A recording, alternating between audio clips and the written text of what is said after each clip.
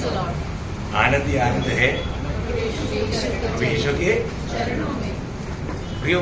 आपको मालूम है जब राजा का चरण में कोई लोग दुखी रहेगा तो वो अपराध है।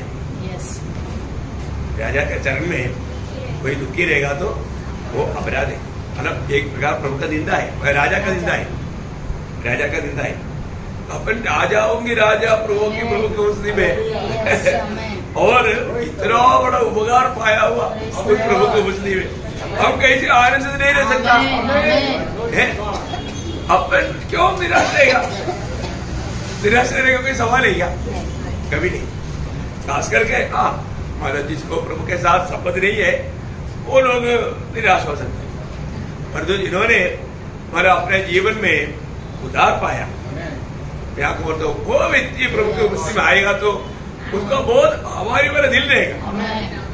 अभी आप सोचो ना, अगर प्रकाशित वाक्य 20:15 में लिखा है जिन किसी का नाम जीवन का किताब में लिखा हुआ नहीं मिलेगा वो कहाँ डालेगा? आग के जेल में। अभी प्रभु ने हमारा नाम जीवन का किताब में लिखा ना, आग का जेल से बच गया ना, क्यों नहीं आनंद रहेगा? है जिसका नाम जीवन का किताब में अगर नहीं लिखा है वो जरूर दुखी रहेगा। वो आनंद कैसे मनाएगा? है ना। मैं ये सोचता हूँ, अभी आप देखो प्रभु का वचन हमें अपनी भाषा में मिल गया, इतना बड़ी कृपा है प्रभु। सामान्य लोगों को भी यह वचन पढ़ने से कुछ समझ सकता है ना। अभी इतना तो समझ सकता ना, जिसका नाम जीवन का किताब में नहीं उसको आग के जेल में डालेगा, इतना बोलेगा तो सामान्य बुद्धि जिसको है उसको भी समझेगा, देखा। फिर मानो जीवन का किताब में कब लिखा जाता, कैसे लिखा जाता, ये जानना उसके लिए हमें एक मददगार की जरूरत है। लेकिन अभी जैसा अभी वो मतलब खोजा पढ़ रहा था, खोजा ने पढ़ने के समय में उन्होंने किसका बारे में नहीं जाना, तब वो फिलिप्पुस ने उसको समझाया ये प्रभु यीशु मसीह में हमारे लिए पिता ने किया हुआ काम, तुरंत विश्वास किया। कितना अनुभव बात है। तो मैं हमारा प्रभु को धन्यवाद देता हूँ आज के दिन में फिर भी और एक बार प्रभु का वचन से हमें कुछ सीखने के लिए अभी प्रभु का वचन पढ़ करके हम सीखता है। पढ़ने के लिए हमें जानने वाला भाषा दिया, हमारे भाषा में ये वचन पहुंचाने के लिए कितने लोगों ने दिन रात बहुत मेहनत किया, कितने लोगों ने मेहनत किया, उसका फायदा हमको मिल रहा है ना। हम लोग कितना प्रभु को स्तुति करना चाहिए।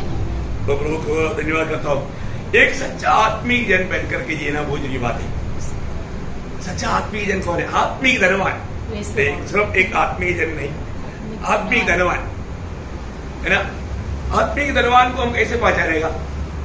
आत्मिक धनवान है तो वो मतलब प्रेम करने में कंजूसी नहीं करेगा। आत्मिक धनवान है तो, क्योंकि वो प्रेम करने में, आत्मा का फल ही प्रेम है, प्रेम करने में कंजूसी करता है तो वो आत्मा में या आत्मिक बातों में धनवान नहीं। क्षमा करने में अगर हम लोग उत्साही नहीं है तो वो आत्मीय जीवन में वो धनवान नहीं। आत्मीय जीवन का धनवान होने के लिए सबको इच्छा है ना। तो मैं आत्मिक जीवन में आत्मिक बातों में धनवान है कि नहीं, ये बात को जानना कितना अच्छी बात है। हर एक बहुत लोग परखना चाहिए। मैं सबको मानो मेरे दुश्मन को भी मैं प्यार कर पाएंगे क्या है? दूसरा जो भी मेरे साथ कुछ भी ऐसा माना गलती करता है तो भी तुरंत क्षमा करने वाला एक स्वभाव, ये सब सबसे नहीं होता।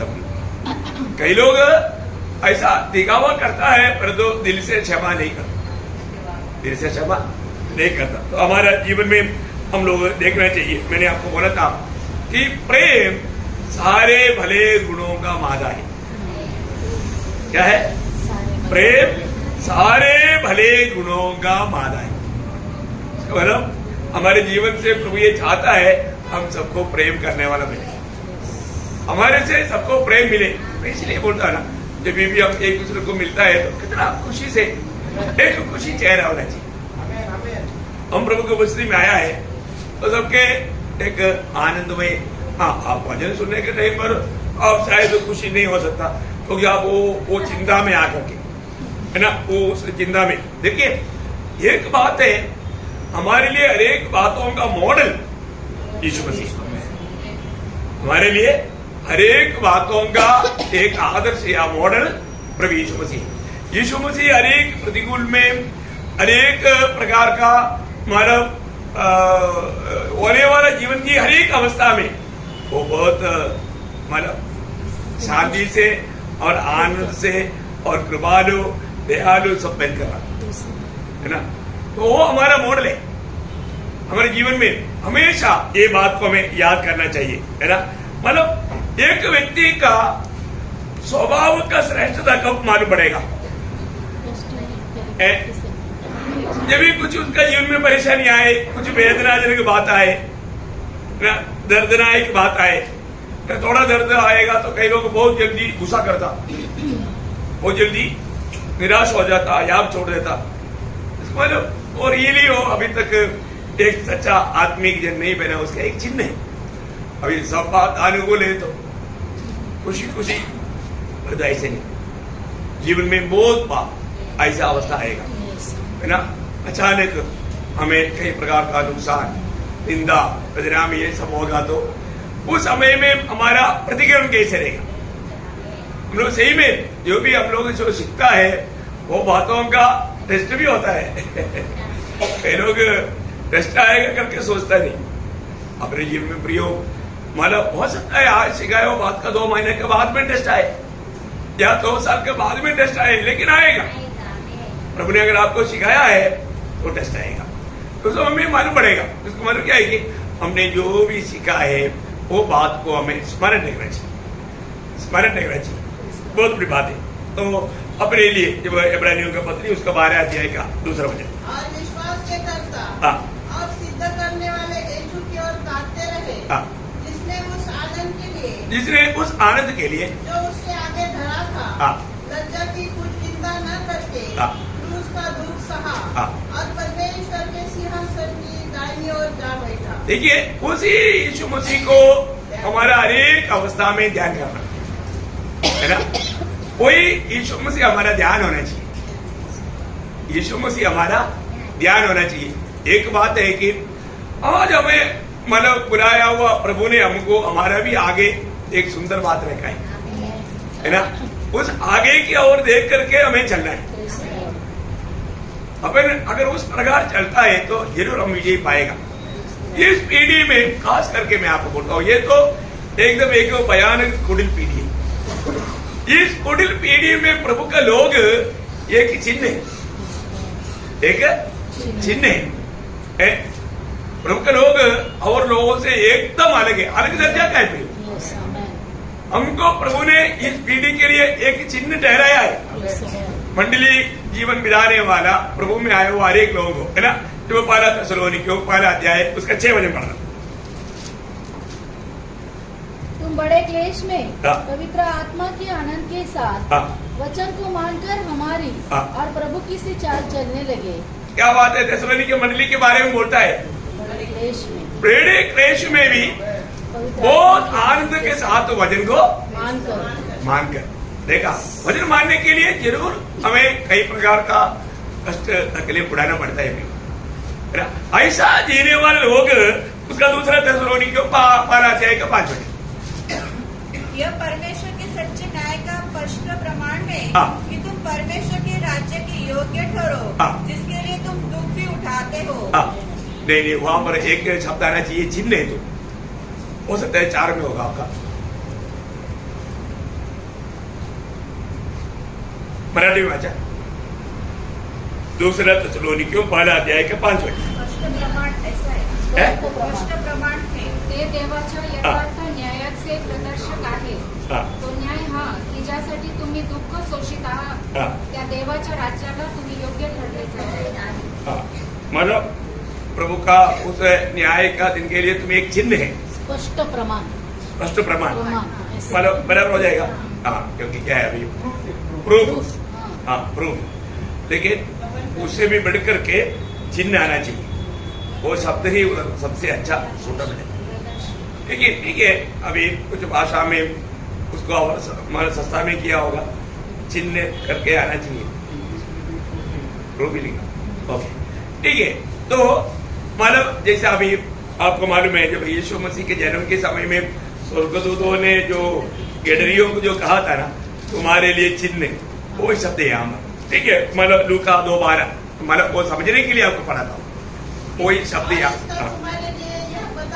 हाँ वहां पर पता लिखा ना, हाँ लेकिन ऐसे नहीं, वहां पर लिखा आना चाहिए चिन्ह है, चिन्ह है ना, हाँ वो चिन्ह यही सही शब्द यहाँ पर भी है, ठीक है कोई बात नहीं, हमारे लिए कोई बड़ी बात नहीं। बोलने का अर्थ क्या है कि आपने जो क्या बोला था, क्या शब्द बोला, प्रूफ, ठीक है प्रूफ है।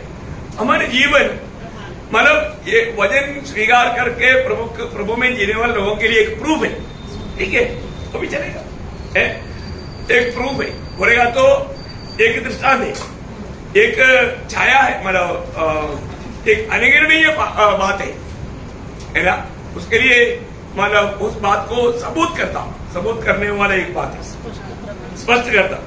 मैं आपको मतलब बोले का अर्थ क्या है कि हर प्रकार प्रभु का लोगों को प्रभु ने दुनिया में जो रखा है उस प्रकार प्रभु के लिए कार्य करने वाला बनना चाहिए ना। फिलिपियों का पत्र उसका 12 अध्याय उसका 27 से 30 तक केवल इतना करो कि तुम्हारा चाल चलन मसीह के सुसमाचार के योग्य हो, कि चाहे मैं आकर तुम्हें देखूं, चाहे न भी आऊं, तुम्हारे विषय में यही सुनूं कि तुम एक ही आत्मा में स्थिर हो और एक चित्ता होकर सुसमाचार के विश्वास के लिए परिश्रम करते रहते हो और किसी बात में विरोधियों से भय नहीं खाते।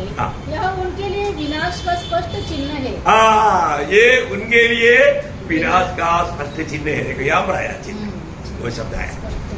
और प्रभु का लोगों का जीवन बहुत कष्ट मुसीबत में भी वो प्रभु का योग्य जीवन बिताते हुए, सुसमाचार का योग्य जीवन बिताते हुए, प्रभु को हर प्रकार हर बात में महिमा देते हुए जीवन बिताता। इसलिए होने वाला उनके लिए, उनका न्याय के लिए हम लोग एक चिन्ह है। बहुत बड़ी बात है अपने जीवन में प्रभु ने हमको कैसे अनुभव में लेकर आया। हम लोग कितना धन्य लोग हैं। मंडली जीवन में प्रवेश करने के बाद में है ना, मतलब एक सच्चा आत्मिक उन्नति पाने के लिए चाहने वाला व्यक्ति रोज अपने जीवन का कमियों को ढूंढे निकालना चाहिए। आपको मालूम है पहले का जो अब्दुल कलाम, डॉक्टर अब्दुल कलाम जो प्रेसिडेंट था, इंडियन प्रेसिडेंट, उन्होंने कहा वो एक स्टेटमेंट, ऐसे तो बाइबल में भी है, मतलब अपना गलतियों को लोगों को मालूम करना बड़ा मुश्किल है और दूसरे को गलतियों को मालूम करना बहुत आसानी है और वो फैलाना भी बहुत आसानी है। और ये तो बात अब्दुल कलाम ने, ये तो भी बाइबल में भी वो बात बताता है। लेकिन एक बात मैं आपको बताना चाहता हूँ, मतलब अपने जीवन में अभी दावीद भी बोला ना, अपना भूल चूक को कौन समझ सकता, तो अपनी भूल चूक को समझना, वो समझने वाला व्यक्ति आत्मीय जीवन में बढ़ेगा। कई बार हम अपने जीवन का भूल चूक को नहीं समझता। मेरे जीवन में मतलब आगे बढ़ने में क्या रुकावट है वो बात को ना समझता, समझना चाहिए और उसमें हमें विजय पाना चाहिए। तो प्रभु को धन्यवाद देता है। एक व्यक्ति मतलब मैं उधार पाया वो व्यक्ति का स्पष्ट चिन्ह क्या है? एक उधार पाया व्यक्ति का स्पष्ट चिन्ह, पहली बात उसका दिशा बदलेगा। क्या बदलेगा? दिशा बदलेगा, दिशा बदलेगा। बोलेगा तो अभी वो पगड़े जैसे चला वो दिशा में नहीं चलता, उस रीति में नहीं चलता, उन लोगों के साथ भी शायद संगति नहीं करता। ये उधार पाया हुए एक व्यक्ति का एक बहुत बड़ा चिन्ह है ना। और वो उसका खोज तक नीचे का बात नहीं रहेगा, ऊपर की बात रहेगी। एक उधार पाया हुआ व्यक्ति के चिन्ह, सच्चा उधार पाया हुआ व्यक्ति हर प्रकार मतलब पहले दिशा में नहीं जाएगा, अगला रीति नहीं चलेगा, अगले का जो दोस्ती में वो कभी नहीं मिल पाएगा, नीचे की बात पर नहीं जाएगा, ऊपर की बातों पर जाएगा। एक उधार पाया हुआ एक व्यक्ति, आपको मालूम है आज भी कितने लोग सुबेरे उधार पाए हुए लोग कहता है सुबेरे उठ करके बाइबल नहीं पढ़ता, न्यूज़पेपर पढ़ता, न्यूज़पेपर में 2-2 घंटा टाइम भी जाता। मैं आपको बोलता हूँ वो व्यक्ति उधार नहीं पाए, उधार नहीं पाए। उधार पाया हुआ व्यक्ति पहले क्या खोजेगा? प्रभु को खोजेगा, प्रभु के वचन। इसलिए मैं आपको बताना चाहता हूँ प्रियो, एक एक व्यक्ति का जीवन बदला ही नहीं तो कई लोग क्या करता, सुबह उठते ही न्यूज़पेपर आने से पहले मोबाइल हाथ में है ना, मोबाइल पर जाता, सुबह मोबाइल के पीछे चले जाता। मैं आपको बोलता हूँ उधार नहीं पाए। उधार पाया व्यक्ति इन बातों के पीछे कभी नहीं जाएगा। हम लोग प्रभु का योग्य जीवन बिताना प्रियो, हर एक बातों में प्रभु का वचन जो कहता है उस बात में हम लोग खोज में रहना चाहिए। आज प्रभु की उपस्थिति में हम प्रभु की वचन जब सुनता है उस समय में मैं किस रीति में वो वचन को ले पा रहा है। अभी जो हमने पढ़ा था, और एक बार पढ़ेंगे वो 1 थिस्सलुनीकियों 12:6 वचन अभी पढ़ा था। क्या था मालूम है?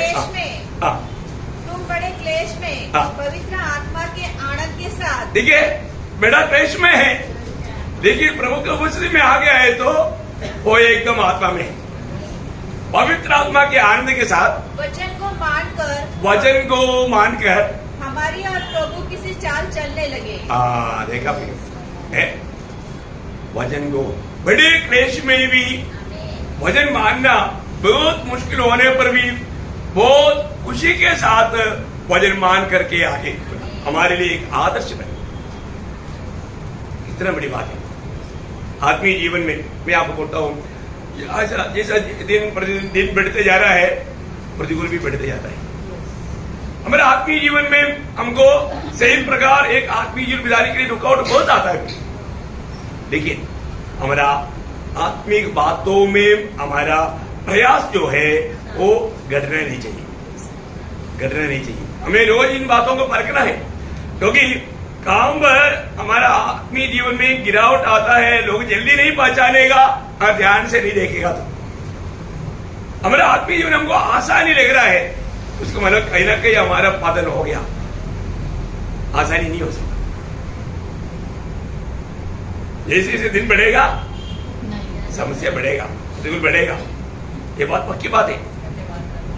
इसलिए इस प्रतिकूलों में हमारा आत्मीय जीवन का दौड़ में किसी कारण हमें धीमा नहीं होना। आपको याद है जब गलातियों 5:7 वचन में गलातियों मंडली को पौलुस एक बात याद दिलाता है, तो भली भांति दौड़ रहे थे, तुम भली बात की दौड़ रहे थे, आज किसने तुम्हें रोक दिया, किसने तुम्हें रोक दिया कि सत्य को न मानो। सत्य को ना मानो, है ना? सत्य को ना मानने के लिए किसने तुम्हें रोका? प्रियो, आज के दिन में आज प्रभु का अनुग्रह से हमको सबको यहाँ पर आने के लिए प्रभु ने कृपा दिया।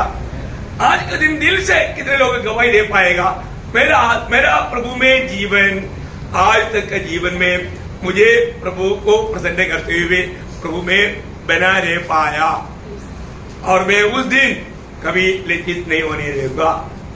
ये निर्णय हमें चाहिए। प्रिंसिपल पौलुस का वो शब्द भी पढ़ करके हम विषय की ओर बढ़ रहा है। फिलिपियों 2:16 वचन बहुत ही अनोखा शब्द है, अपन को मतलब समझने चाहिए। मसीह के दिन मुझे घमंड करने का कारण हो कि न मेरा दौड़ना और न मेरा परिश्रम करना व्यर्थ हुआ।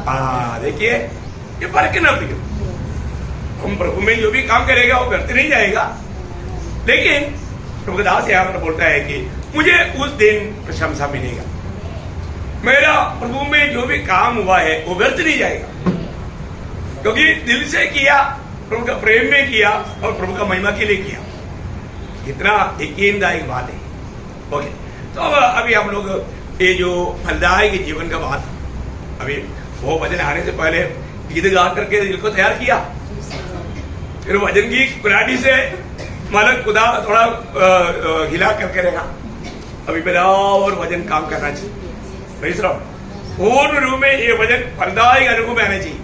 अभी यीशु मसीह उस दाखलता का दृष्टांत में एक बात उड़ाकर कहता है, दुखदायी बात है। कौन सा? 15:6 वचन। यदि कोई भोजन बना न रहे तो वो डाली के समान फेंक दिया जाता और सूख जाता है, और लोग उन्हें बटोरकर आग में झोंक देते हैं और वे जल जाती है। प्रियो, ये यहाँ पर ऐसे क्यों प्रभु ने कहा है? मतलब प्रभु के साथ जो हमारा मेल जो है वो तोड़ने वाला कोई बात हमारे जीवन में नहीं आना चाहिए। बहुत बड़ी बात है। प्रभु के साथ का मेल हमें, मैं उधार पाया बोल करके मैं थोड़ा भी लापरवाही नहीं कर, मैं कैसे भी मैं जिएगा तो भी मतलब कोई प्रॉब्लम नहीं, ऐसे नहीं सोच रहा।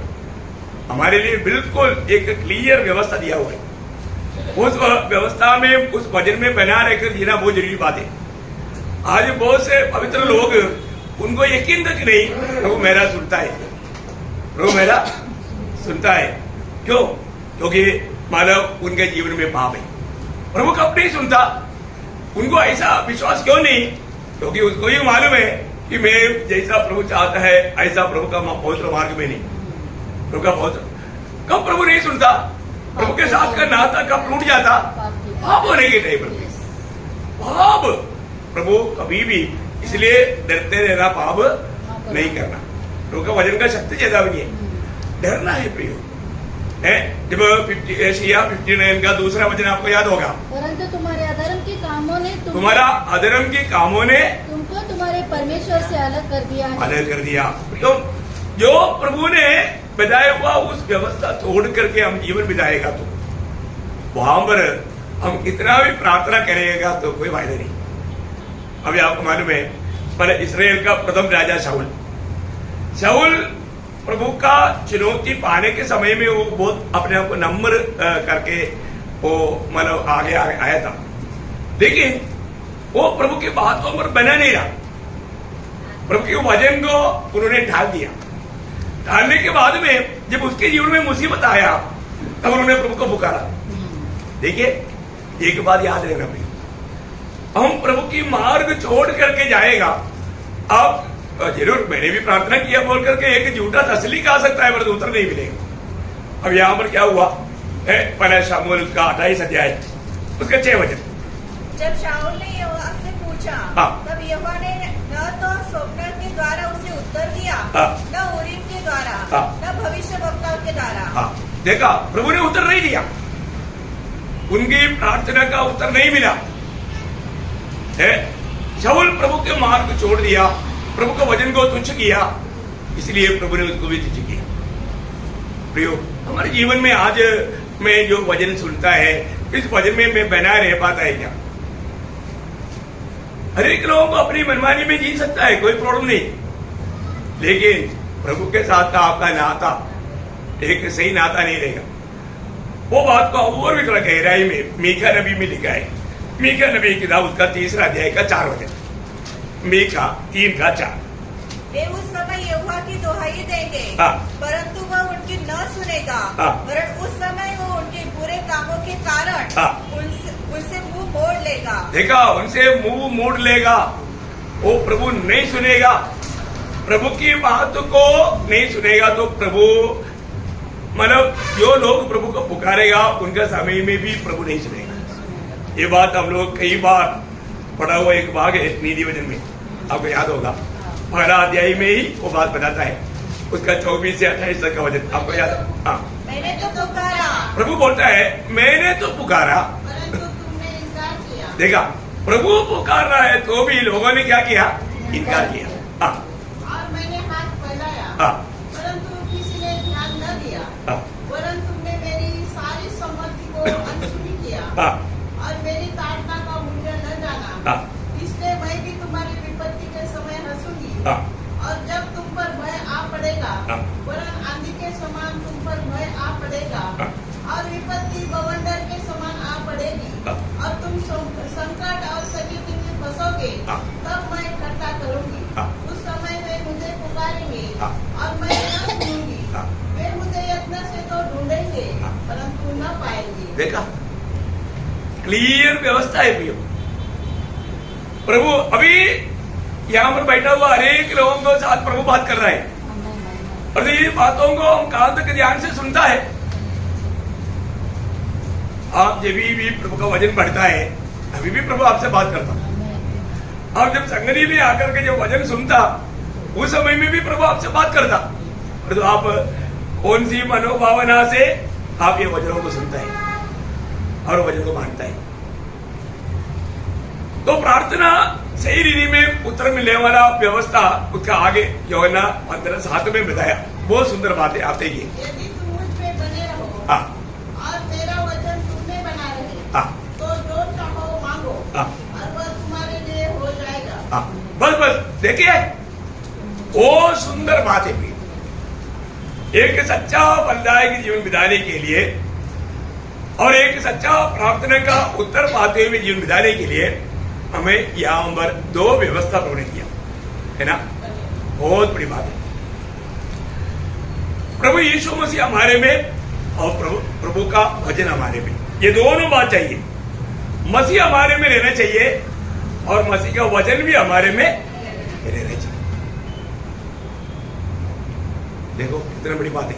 वचन देख हुआ है यीशु मसीह, लेकिन अभी हमारे में कौन कौन चाहिए? मसीह भी चाहिए, वचन भी चाहिए। ये दोनों आज मुझ में एक ही नहीं, मेरे पास एक ही नहीं, ये बात को हमें यकीन करना। एक सही प्रकार का फलदायी जीवन, आपको मालूम है फलदायी जीवन का एक अवस्था है प्रार्थना का उत्तर। प्रार्थना का उत्तर है ना। आज बहुत लोग प्रार्थना में नाराज है, तो उनको लगता है प्रभु मेरा प्रार्थना नहीं सुनता। नहीं सुनने का मेन कारण यही बात है। ये दोनों बात को आप देखो। पहली बात, यीशु मसीह मुझ में है क्या है? यीशु मसीह किस में रहेगा? जो भी विश्वास करेगा। यीशु मसीह हमारे में कब रहेगा, कैसे रहेगा? एफेसियों उसका 3 अध्याय का 17 वचन। एफेसियों 3 का 17। विश्वास के द्वारा मसीह तुम्हारे हृदय में बसे। देखा, विश्वास के द्वारा मसीह तुम्हारा हृदय में बसे। प्रियो, हम प्रभु यीशु मसीह पर विश्वास करता है तो उस विश्वास के द्वारा प्रभु हमारे हृदय में बसेगा। ये बात हम जरूर अनुभव कर सकता। प्रभु मेरा हृदय में है, मेरे जीवन में आया हुआ है ना। फिलिपियों का पत्र उसका 1 अध्याय का 27 वचन। फिलिपियों 1 का 27। केवल इतना करो हाँ कि तुम्हारा चाल चलन मसीह के सुसमाचार के योग्य हो। हाँ कि चाहे मैं आकर तुम्हें देखूं, हाँ। चाहे न भी आऊं, हाँ। तुम्हारे विषय में यही सुनो हाँ। कि तुम एक ही आत्मा में स्थिर हो हाँ। और एक चित्त होकर सुसमाचार के विश्वास के लिए हाँ। परिश्रम करते रहते हो। बोलने चाहते क्या है प्रिय? यहाँ पर भी विषय क्या है कि उनमें प्रभु का काम हो रहा है। प्रभु उसमें रह करके प्रभु का काम प्रभु कर रहा है ना। मसीह हमारे में रहना बहुत बड़ी बात है। मसीह हमारे में रहना। जब 2 कोरिन्थी 13 अध्याय का 5 वचन आपको मानो बहुत ही सुपरिचित वचन अपने है। आप को परखो कि हाँ। विश्वास में हो कि नहीं। विश्वास में है तो मसीह आप में है। ये बात पक्की बात वहां पर बोलते हैं। आगे बढ़ना।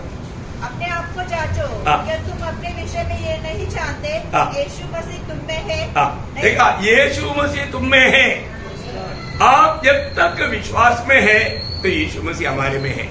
तो एक बहुत बड़ी बात है, मतलब यीशु मसीह मुझ में जीवित है। मैं नहीं जी रहा हूँ, मसीह मुझ में जीवित है। ये तो गलातियों 2:20 में भी पौलुस बोलता है कि मतलब अब मैं नहीं, मसीह मुझ में जीवित है। मतलब क्या है कि मसीह जीवन पूर्ण रूप में मसीह को जीने वाला जीवन है या मसीह जीने वाला जीवन है। तो मसीह हमारे में रहेगा तभी वो जीवन ऐसा जी पाएगा। दूसरा, वचन भी वहां पर रहना चाहिए। देखिए, आपको मालूम है आज बहुत लोगों का हृदय में प्रभु का वचन नहीं। ये वचन जो भी आता है कहाँ रहना चाहिए? अपना हृदय में। आज हमारे हृदय में वचन नहीं होने का वहां पर क्या रहता? पाप रहता। एक ही वचन नहीं तो पाप है ना। 119 का 11 वचन आपको सुपरिचित कि मैं तेरी विरुद्ध पाप ना करने के लिए तेरा वचन को मेरा दिल में रख छोड़ा है। देखिए प्रियो, अभी जिन दिनों में बाइबल का एक भी पन्ना लिखा नहीं गया, उस समय में ईयोब करीब हमारा विश्वासियों का पिता अब्राहम का समकालीन व्यक्ति था। उस समय में ईयोब गवाही देता है इस विषय में। ईयोब का किताब 22 का 22 पढ़। उसके मुंह से शिक्षा सुन ले हाँ। और उसके वचन अपने मन में रख। देखा, उसकी वचन अपना मन में रख। क्या बात है प्रियो। उस समय में कौन सा बाइबल क्लास चलता है? कौन सा कोई किताबें पढ़ने के लिए है? एक भी किताब नहीं लिखा गया। लेकिन उस समय में यो बोलता है उसकी वजन को अपना मन में रखना, अपने हृदय में रखना। प्रियो, आज हमें एक आज्ञा के रूप में नए नियम की मंडली को एक आज्ञा के रूप में ये बात बताया कोलोसियों में। कोलोसियों उसका 3 अध्याय का 16 वचन, मसीह के वचन को अपने हृदय में हाँ। अधिकताई से बसने दो। इस तरह सा अधिकताई से। थोड़ा थोड़ा नहीं, बहुताय से, बहुताय से, अधिकाय से है। मसीह के वचन को बहुताय से हमारे हृदय में बसने दो। प्रियो, आज हमारा हृदय में प्रभु का वचन नहीं है। प्रभु का वचन बांटते बांटते खत्म होने वाला एक ऐसा अवस्था आता है क्या वजन ही नहीं। आज हम लोग मिलकर के कई जगह पर गया, हर जगह पर नया नया संदेश दिया, क्योंकि मेरे साथ कोई रहता है तो हर जगह पर नया नया संदेश देगा, कोई नहीं है तो एक ही संदेश देगा सब जगह क्योंकि वो संदेश बहुत महत्वपूर्ण रहता है। तो बोलने का अर्थ क्या है कि विपुल को मालूम है, हम लोग जब जाता था हर जगह पर अलग अलग संदेश है। इसलिए आप लोग कभी कभी साथ में आओ, फिर देखो कैसे क्या उसका लाभ है, बहुत बड़ी बात है। तो प्रियो, हमें प्रभु का वचन में हमारा हृदय से कभी भी पकड़ने में कभी नहीं आना चाहिए। दूसरा तिमोथी उसमें और उसका आने वाला एक सुंदर शब्द है, दूसरा तिमोथी 1 अध्याय का 13-14 वचन। जो खरी बातें तूने मुझसे सुनी है उनको उस विश्वास और प्रेम के साथ जो मसीह यीशु में है अपना आदर्श बनाकर रख। देखा, जो भी तुमने मुझसे सुना है। आगे, और पवित्र आत्मा के द्वारा जो हमें बसा हुआ है इस अच्छी धरोहर की रखवाली कर। बोलो, इसको जाने नहीं देना। ये सारे वचनों को अपना दिल में रखते रहना, जरूरत पड़ने पर वो दूसरे के साथ बांटते जाना। क्या अनमोल बातें, हम जो भी सीखता है बहुत ही श्रेष्ठ बातें सीखता है। ये बातों को जाने नहीं देना चाहिए। देखो, एक फलदायक जीवन हमारे जीवन का लक्ष्य है। अगर हम फलदायक जीवन नहीं बिताएगा तो प्रभु का दिल में कितना दुख रहेगा। तो यहाँ पर एक विषय में आपको बताना चाहता हूँ। हर एक बात प्रभु का, हर एक मानो वायदा जो है वो व्यवस्था का है। हमारा परमेश्वर व्यवस्था का परमेश्वर, हम बार बार कहता है परमेश्वर ने एक व्यवस्था दिया, वो व्यवस्था पूरा करेगा तभी उस काम को मानो फलदायक बनेगा। बहुत बड़ी बात है ना। अभी हमने जो यूहन्ना 15:7 में क्या बोला, यदि तुम मुझ में बने रहो, यदि तुम मुझ में बने रहो और मेरा वचन तुम में बना रहे, तो जो चाहो मांगो। मांगो, एक व्यवस्था है ना। तुम जो भी मांगो तुझे मिलेगा। व्यवस्था क्या? प्रभु मेरा वचन तेरे अंदर बना रहना। देखा, अब देखो प्रियो, आज बहुत लोग व्यवस्था तोड़ करके फायदा लेना चाहता, नहीं मिलेगा, कभी नहीं मिलेगा। प्रभु का कोई एक वायदा भी बिना व्यवस्था का है ही नहीं। इसलिए बाइबल ठीक से जानना बहुत जरूरी बात है। हर एक बात प्राप्त करने के लिए प्रभु ने एक क्लियर व्यवस्था दिया है। वो व्यवस्था के अलावा अभी मैं आपको 2-3 एक एग्जाम्पल आपको बताना चाहूंगा। मानो दूसरा तिमोथी 2 अध्याय का 11 वचन। दूसरा तिमोथी 2 अध्याय का, ये बात सच है। देखो, ये बात सच है। क्या है सच है? यदि हम उसके साथ मर गए तो उसके साथ जिएंगे भी। भले बात मरा ही क्या मर गया तो प्रभु के साथ जिएगा। प्रभु के साथ मर गया तभी हमारे इस जीवन में, देखा, उसी जीवन का एक बहुत बड़ा बात है। प्रभु का सुसमाचार सुन करके मैं मर गया है, वो मरा हुआ मुझको गाड़ दिया, गाड़ा हुआ मैं प्रभु के साथ जी भी उड़ा। किस लिए? किस लिए? एक नया तरीका जीवन बिताने के लिए। कैसा जीवन? आपको याद होगा रोमियो 6:4। मतलब ये उस पृथ्वी का बपतिस्मा पाने से हम उसके साथ गाड़े गए, ताकि जैसे मसीह पिता की महिमा के द्वारा मरे हुए में से जिलाया गया, वैसे हम भी नई जीवन की सी चाल चले। देखा, नया तरीका का जीवन कब है? प्रभु के साथ मर गया तो, गाड़ा गया तो, जिलाया गया है तो अभी यहाँ पर वो 11 वचन का भी पाठ मतलब दूसरा तिमोथी 2:11 का बी पार्ट।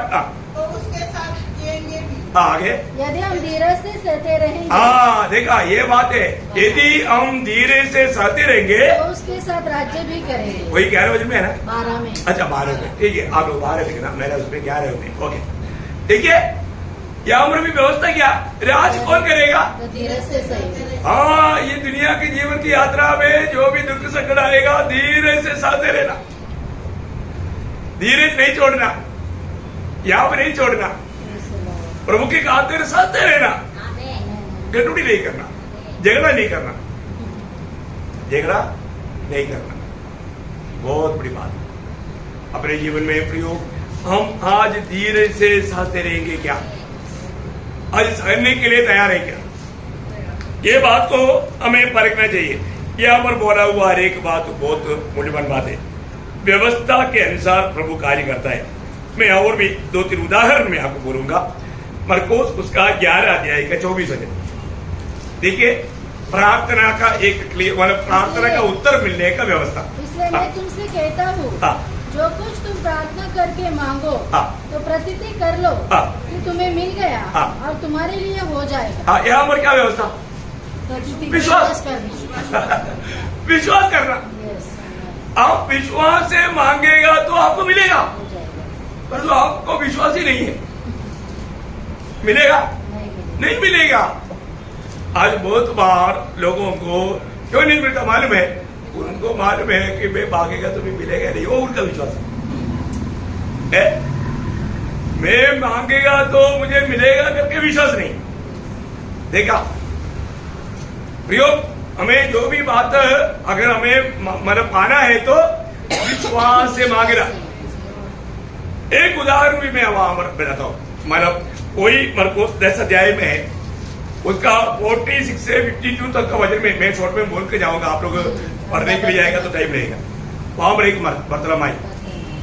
बर्तलमाई प्रभु यीशु के बारे में सुना तो उन्होंने ए दाऊद की पुत्र मुझ पर भी दया करो चिल्लाने लगा। लोगों ने मारा डांटा, भिखारी चुप रहो, इतना साधारण लोग जा रहा है तो चिल्लाएगा तो ये मेला खराब हो जाएगा। वो कहा छोड़ने का, वो और व्यवस्था चिल्लाया है। तब जो लोग उनको डांटा था उनको प्रभु ने भेजा, तुम जाके उनको बुला कर लाओ। उन लोग जाकर बोला आजा आजा, तो बुला रहे। तो उन्होंने क्या किया? मतलब मैं सबसे पहले क्या किया मालूम है? अपना कपड़ा फेंक दिया। ये मैं आपको कई बार बताया है, ये जो कपड़ा नॉर्मल कपड़ा नहीं, वो एक यूनिफॉर्म है। उस सड़क में वहां पर बैठ करके भीख मांगने के लिए गवर्नमेंट का परमिशन चाहिए। परमिशन मिला हुआ भिखारी ही वो सड़क में बैठ सकता, नहीं तो नहीं बैठ सकता, भीख नहीं मांग सकता। भीख मांगने के लिए भी यूनिफॉर्म गवर्नमेंट का। देखा अभी बर्तलमाई ने क्या किया? प्रभु ने मुझे बुलाया करके जब जाना, बर्तलमाई ने सबसे पहले कपड़ा फेंक दिया, बर्तन भी फेंक दिया। क्यों? अभी वो नहीं चाहिए, अभी वो नहीं चाहिए। क्यों? विश्वास है। मुझे प्रभु ने बुलाया, मुझे प्रभु ने बुलाया तो काम हो गया। काम होने से पहले उसका काम हो गया। वहां पर यीशु मसीह उसको बोलने वाले की शब्द क्या मालूम है? तेरा विश्वास ने तुझे हाँ देखा। उसने यहाँ पर जो भी कार्य किया आपको भाग मालूम है ना, इसलिए मैं शौक में हूँ। परंतु आखिर में प्रभु उसको बोलता है तेरा विश्वास ने तुझे चंगा किया।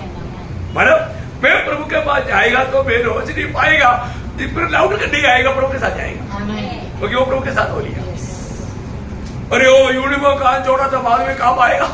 नहीं तो किसी न किसी को मतलब थोड़ा दाम में दे देते। वो बिग मारे बर्तन में कुछ पैसा था, वो कितना है काउंट नहीं किया था, वो दे देते कम से कम। गया नहीं, क्या बात है?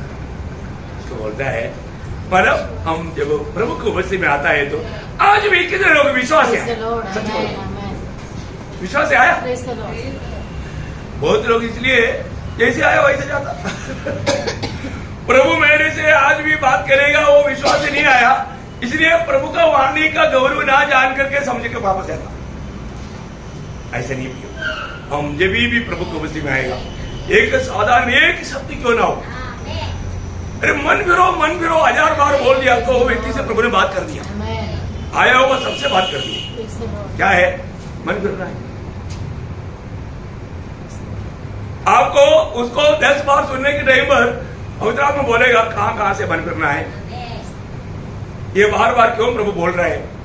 ध्यान से सुनने वालों से प्रभु बात करेगा, प्रभु खोल कर देगा। मैं बोलने का क्या भाई, हर एक बातों में प्रभु का एक व्यवस्था है। और एक बात मैं आपको बताना चाहूंगा, जब मत्ती 6 अध्याय का 14 वचन, वो आपको मालूम है, मैं बदलते जाता हूं, जो क्षमा देगा उसको क्षमा मिलेगा। क्या व्यवस्था? जो क्षमा देगा उसको क्षमा मिलेगा। अगर आप कभी भी कोई कारण आप बोलते हैं मैं उसको क्षमा नहीं करेंगे, अगर आपने ऐसे निर्णय में आपको प्रभु से भी क्षमा नहीं मिलेगा। आज बहुत लोगों के जीवन में आया हुआ एक बड़ा गलती क्या मालूम है, उन्होंने एक शपथ खा लिया वे किसी कार उसको क्षमा नहीं करेगा। इसलिए क्या होता मालूम है, उनका चेहरे में कभी भी आनंद नहीं मिलेगा। वो डेंजर अवसर। मैं कई बार कई लोगों को खुल्लम पूछा, आप किसी न किसी के साथ ऐसा कोई कट्टर निर्णय लिया है कि मैं क्षमा नहीं करूंगा? बोला क्यों? क्योंकि आपका चेहरा बताता है। आपका चेहरा कैसे बनाता? क्योंकि कभी भी आप आनंद नहीं मिलता। आप बताओ, कभी भी आप आनंद नहीं मिलता, आनंद नहीं मिल सकता। आप किसी को भी क्षमा देने के लिए बाकी है तो वो चेहरे में आनंद, आत्मा का गुण आनंद नहीं मिलेगा, डुप्लीकेट आनंद मिलेगा। वो तो थोड़ी देर में प्लास्टिक आनंद, मैं उसको बोलते हैं प्लास्टिक आनंद है, मतलब कोई बना रहने वाला आनंद नहीं। कितना भाई की बातें भी तो उसको मतलब क्षमा मिलने का व्यवस्था क्षमा देना है, क्षमा देना है। तो इस प्रकार हम लोग याकूब 4 अध्याय का 8 वचन में हम लोग देखते हैं कि प्रभु का निकट जाएगा तो प्रभु भाग जाएगा। ऐसा है क्या? नहीं। देखा एक देखा, बड़ा अच्छा व्यवस्था है। अगर आप प्रभु के निकट जाएंगे प्रभु आपका निकट आएगा, निकट आएगा। देखो कितना बड़ी बात है प्रियो है। मतलब देखिए हमारे जीवन में अगर हमारा गलती कारण कभी कभी प्रभु हमारा प्रार्थना ना सुनने का एक और बड़ा एक धोखा क्या मालूम है? याकूब 4 अध्याय का 3 वचन। याकूब इसलिए कि बुरी इच्छा से मांगेगा तो नहीं मिलेगा, नहीं मिलेगा। बुरी इच्छा से मांगने वालों को नहीं मिलेगा। प्रियो, हमारे जीवन में हमें ये बात को परखना है। हमारे जीवन में मानव जो भी मैं मांगता है वो मेरी बुरी इच्छा से मांगता है कि बुरी इच्छा से मांगेगा तो भी नहीं मिलेगा। हर एक बातों में क्लियर व्यवस्था है ना प्रियो, ये व्यवस्था जानना। आज बहुत लोग प्रभु में एक निजी जीवन क्यों नहीं बिता पा रहा? क्योंकि वो वचन में नहीं, वो अभी भी आजाद नहीं, प्रभु के ओर से मिलने वाला उस आजादी का सच्चा अनुभव में नहीं। हमें प्रभु का सत्य वचन में बना रहना। तो यहाँ पर प्रभु का महिमा के लिए प्रभु ने हमें वहां पर यूहन्ना 15 अध्याय का 8 वचन, मेरे पिता की महिमा इससे होती है कि तुम बहुत सा फल लाओ, तभी तुम मेरे चेले ठहरो। देखा कितना सुंदर बात है। मतलब हम प्रभु का महिमा करने का सबसे बड़ी बात है हम बहुत फल लाना, बहुत फल लाना, फल लाना का भी नहीं, बहुत फल लाना। ये एक बड़ी बात है। हमारे में प्रभु बहुत फल चाहता है। आज अपने जीवन में प्रभु चाहने वाला वो बहुत फल ले क्या। आप जब भी प्रभु की इच्छा में एक एक काम जब करता है वहां पर प्रभु का महिमा होता है। किसका महिमा? प्रभु का। यीशु मसीह ने उस मानव सगा का पर्व करके जब न्याय नीम की मंडली के लिए मेष का स्थापना करने से पहले मानव इस्करियोत यूदा को सगा का पर्व का रोटी दिया। रोटी देने के बाद में वो खाने के बाद में इस्करियोत यूदा क्या हुआ? वो चला गया। परंतु ये खाते ही उसके अंदर कौन गया? शैतान गया। वहां पर ये काम होने के बाद में देखो प्रभु का रूट देखो, ये काम होने के बाद में प्रभु यीशु मसीह पिता से कहने वाला एक शब्द वहां पर है ना, मतलब मैं आपको बताना चाहता हूँ यूहन्ना उसका 8 अध्याय का 50 वचन। परंतु मैं अपनी प्रतिष्ठा नहीं चाहता, अपनी प्रतिष्ठा नहीं चाहता, अपनी प्रतिष्ठा नहीं चाहता। देखिए बहुत बड़ी बात है प्रभु का कोई भी बातों में प्रभु ने अपनी प्रतिष्ठा नहीं चाहा है। अभी जो मैंने बताया वो बात को पढ़ने के लिए उसका 13 अध्याय का 31।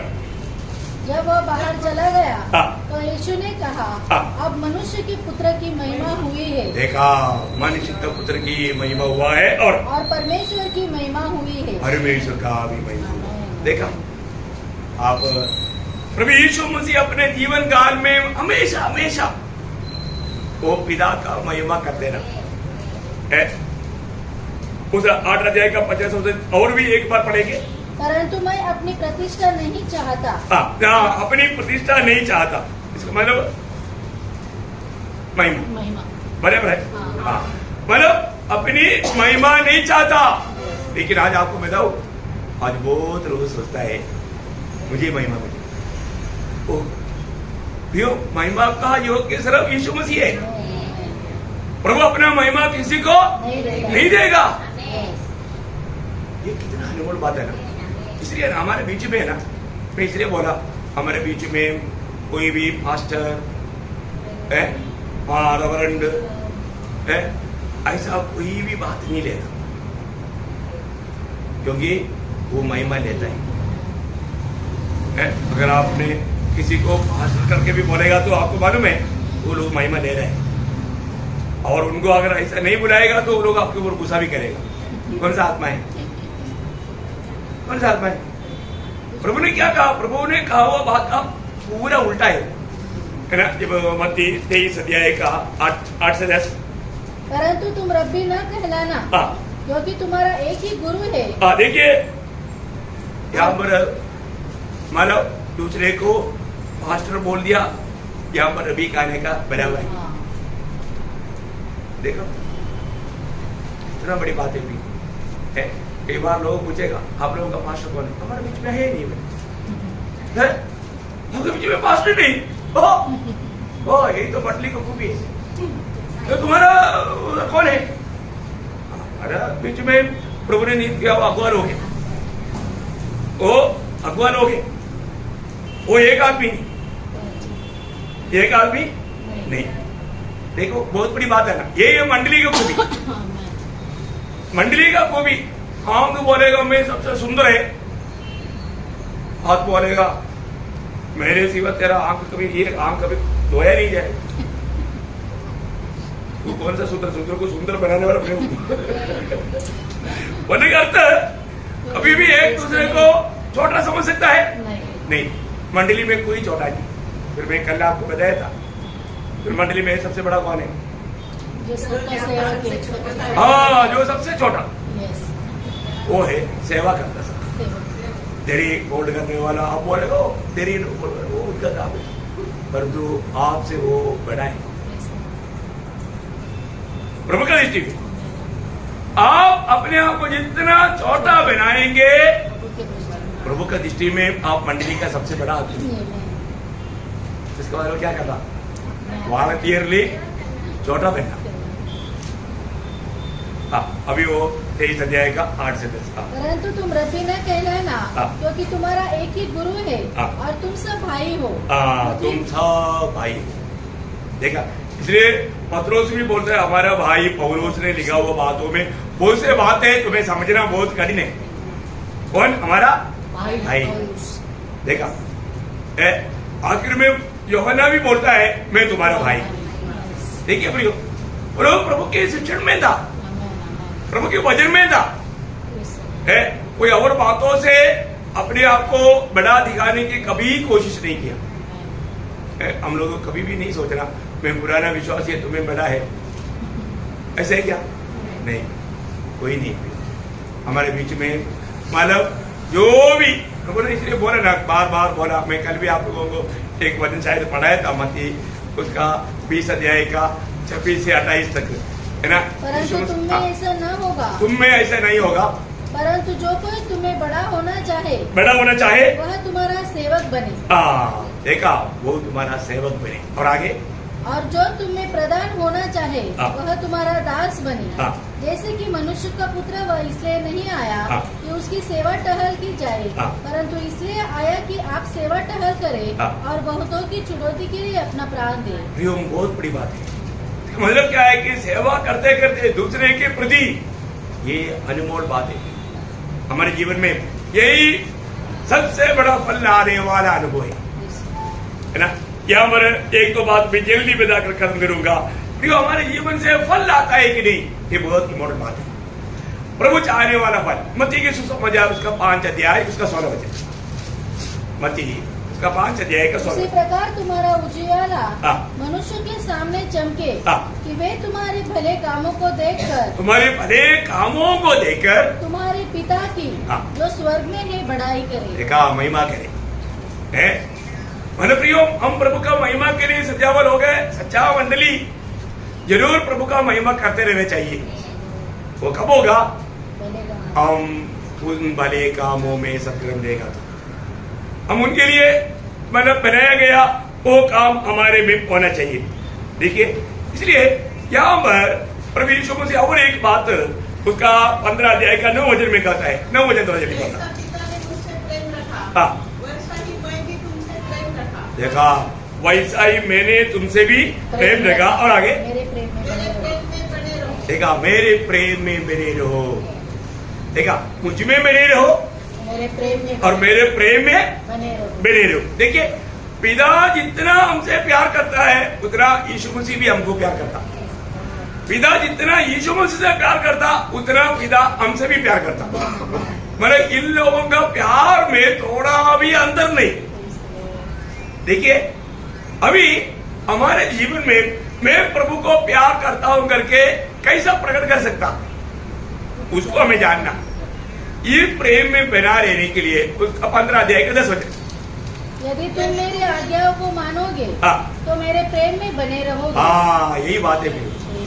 प्रभु की प्रेम में बना रहने का एकमात्र कंडीशन उसकी आज्ञाओं को मानना है। उसका आज्ञाओं को मानना है, बहुत बड़ी बात है। प्रभु की प्रेम में, प्रभु में बना रहना, प्रभु का प्रेम में बना रहना, ये दोनों बहुत अच्छा रीति में हमें समझा जाए, तभी हम सही प्रकार प्रभु के लिए एक फलदायक जीवन बिता पाएगा। प्रभु का प्रेम में बना रहना। आपको मालूम है यीशु मसीह ने एक नया आज्ञा मंडली को दिया। आपको सबको मालूम, यूहन्ना उसका 13 अध्याय का 34 और 15 अध्याय का 12, इसमें दोनों एक ही है। एक वजह पर करेगा, तुमसे एक नई आज्ञा देता हूँ कि एक दूसरे से प्रेम रखो। जैसा मैंने तुमसे प्रेम रखा है वैसा ही तुम भी एक दूसरे से प्रेम रखो। देखा, मैंने जैसा तुमसे प्रेम रखा। अभी वो बात को समझना बहुत बड़ा मुश्किल की बात है, जल्दी हम समझ नहीं सकता। ये प्रभु हमको समझाएगा तभी वो समझ सकता है। प्रभु ने हमसे कैसे प्रेम किया प्रियो? अभी तुम्हें आपस में प्रेम करने के लिए प्रभु ने बोला, वो समझना कोई बड़ा मुश्किल नहीं। और तो जो प्रभु ने जो प्रेम किया वो प्रेम को समझना बहुत मुश्किल है। वो प्रेम को हम लोग जल्दी नहीं समझ सकता, बहुत बड़ी बात है। प्रभु ने हमको कैसे मानव प्रेम किया, किस अवस्था में प्रेम किया। मानव आप देखिए, प्रभु ने बोला, अपन देखिए अपना ये जो प्रेम को समझने के लिए बहुत मुश्किल है ना। जब रोमियो 5 अध्याय 6 वचन, 8 वचन, 10 वचन, ये तीनों वचन आप देखिए, उसका 10 वचन पढ़ लो, बाकी पूरा पढ़ने के लिए टाइम नहीं। वही होने की दशा में देखा है। प्रभु बोलता है तुम आपस में प्रेम करेगा तो मेरा चेहरा है। तुम आपस में प्रेम करने में क्या दिक्कत है? क्योंकि हम लोग आपस में प्रेम करता ही है। प्रेम करने वालों से प्रेम करना कोई दिक्कत है क्या? परंतु यहाँ पर बोलता है तुम वैरियों से प्रेम कर। प्रभु हम जो वैरी था उस दिशा में प्यार किया। ये बात को समझना इतना आसानी बात है, इतना आसानी बात नहीं। मैं आपको बदल जाता हूँ प्रियो, प्रभु चाहने वाला फल वो आत्मा का फल है, वो प्रेम है। वो प्रेम हम किसको देना? वैरी को भी देना, Praise the Lord. वैरियों को भी प्रेम देना Amen. है। लेकिन ये नहीं दे पाता, क्या मालूम है?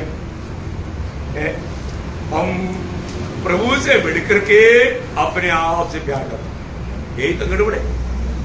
जो व्यक्ति प्रभु से बढ़ करके अपने आप से प्यार करेगा वो ये प्यार नहीं कर सकता, ये प्यार नहीं समझ सकता। ये अगर ना उसका 12 का 25 हो जाए। लॉर्ड जीसस जो अपने प्राण को प्रिय जानता है हाँ। वह उसे खो देता है, हाँ। और जो इस जगत में हाँ। अपने प्राण को अप्रिय जानता है हाँ। वह अनंत जीवन के लिए उसकी रक्षा करेगा। देखा, अनंत जीवन के लिए उसका रक्षा करेगा बोलेगा तो वास्तव में कोई व्यक्ति देखा जो अपने प्राण को भी अप्रिय जान करके लोगों को प्रेम देने के लिए तैयार रहेगा, कितना बड़ी बात है। उस प्रेम में प्रभु ने हमें कालवरी सूली पर दिया, इसलिए उसको समझाने के लिए जब कोलोसियों का पत्री का एक वचन, बहुत ही गहरा वचन पौलुस प्रकट करता है, उसका पहला अध्याय है, उसका 21 वचन वाला। तुम जो पहले निकाले हुए थे, देखा हम कौन थे? निकाले हुए, निकाले के भी रोजा, मतलब किसी भी प्रकार प्रभु के निकट आने के लायक नहीं था। तब और मन से बैरी। और मन से वैरी बुरे कामों के कारण मन से बैरी थे। देखा हमारा अवस्था क्या था? बुरे कामों के कारण मन से वैरी था। देखा हम ऐसा लोगों को प्रभु ने प्यार करके बचाया। हम लोग कितना धनी लोग हैं। हम लोग आज वास्तव में प्रभु जैसे चाहता है, प्रभु जैसे चाहता है एक फलदायक जीवन में बिता पा रहे क्या?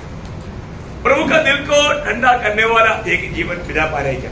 मैं प्रभु में बने रहते बिना मैं कभी भी फलदायक जीवन नहीं बिता सकता। प्रभु में बना रहना, प्रभु का प्रेम में बना रहना बहुत ही अनोखा बात है, एकदम आश्चर्यदायक बात है। मैं आप सबको विनती करता हूँ अपने जीवन को परखना पे। मैं पिछले दिनों से बढ़ करके प्रभु को, इवन जो प्रभु को प्यार करता है तो मंडली से भी प्यार करेगा। आज हमारा मंडली जीवन कैसा है? मंडली जीवन में हमारा एक अच्छा आदर्श है क्या? मंडली जीवन में हमारे एक अच्छा गवाही है क्या? हमारे बारे में मंडली क्या गवाही देगा? अपने को परखना, अपने आप को पूछना है ना, मंडली अपने बारे में क्या गवाही देगा। देखो कई प्रकार मतलब मंडली के उपयोग में आने के लिए हमको अनेक किया, वहां पर एक अच्छा फलदायक जीवन बिताना, प्रभु चाहने वाला वो फल, आत्मा को जीतना, और हम प्रभु में इस प्रेम को दूसरे को बांटते हुए आत्मा का फल हमारे में प्रकट करना। वही वचनों के द्वारा आप सबको बहुत आशीष दे, प्रभु को महिमा मिले। आमीन।